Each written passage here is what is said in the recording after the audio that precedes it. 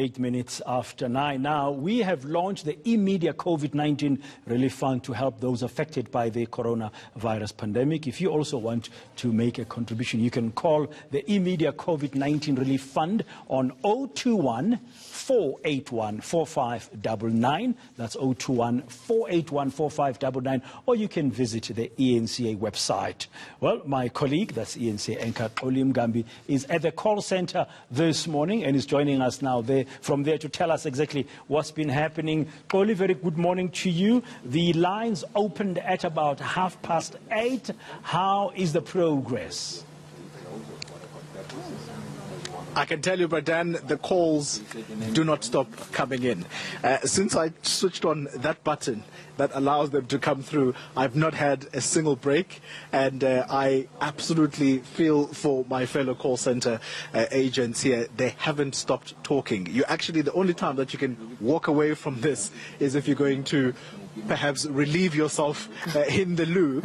Can I tell you, Dan, that I've received calls from Shirley, and I've received a call from Angela, and I've received a call from Raisecha Manamela. I'm going to talk to you about the first two, Shirley and Angela.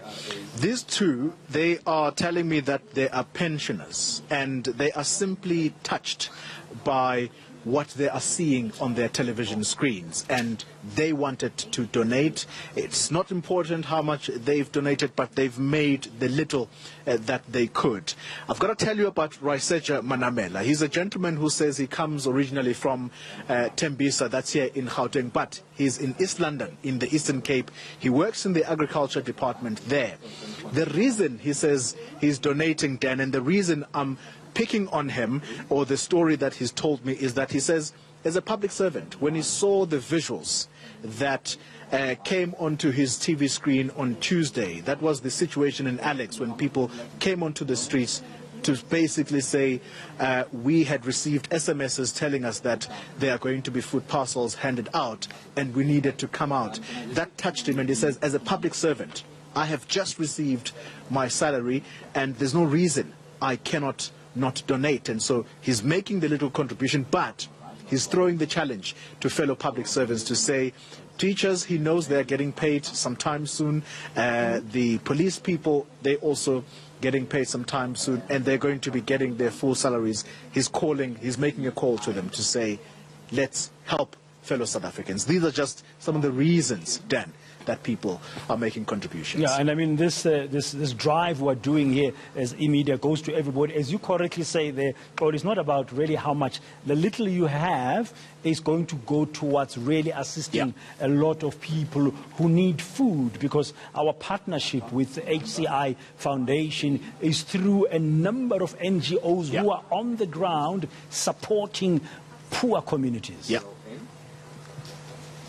Indeed, Dan. And let me just take off my earpiece here because it's giving me trouble.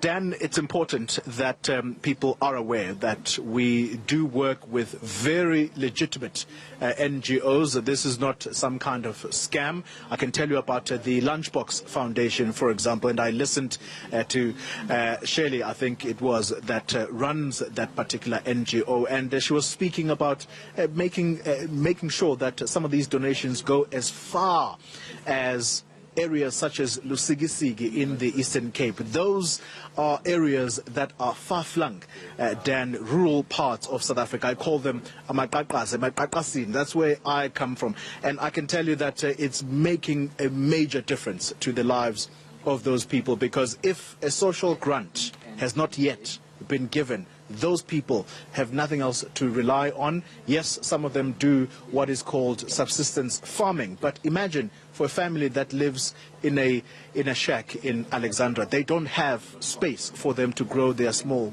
vegetables in order to sustain themselves. So very, very important that the contributions like this, or the initiatives that we're running here, the eMedia COVID-19 Relief Fund, in association with the HCI Foundation, that we do this kind of work and help help out as much as we can, because the situation right now is quite desperate. It's quite desperate indeed. Thank you very much, Xoli Mgambi, there at the call center of the eMedia COVID-19 Relief Fund. We hope in this hour as well to go to Cape Town, where we're going to see in action a beneficiary in an early childhood development center that's like a nursery or creche, because we know that many of our ECD centers across the length and breadth of South Africa depend on feeding schemes, which currently are all affected by COVID-19, and our part as eMedia COVID-19 Relief Fund with the HCI Foundation and a number of NGOs is also to take care of our children.